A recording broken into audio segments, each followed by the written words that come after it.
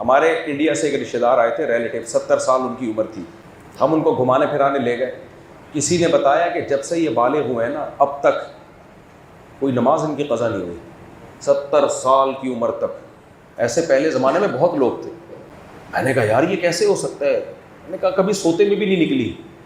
پھر مجھے اندازہ ہوا، ہم جب ان کو تفریح کے لیے لے کے گئے نا، بار بار بیٹا نماز کا ٹائم، بیٹا نماز کا ٹائم، مجھے اندازہ ہوا واقعی یہ کیا ہے، یہ نمازی ہے.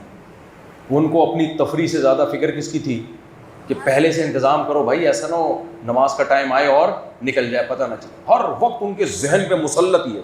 ہم نے انکل کو نماز پڑھوائی ہے، سکون کا سانس لیا.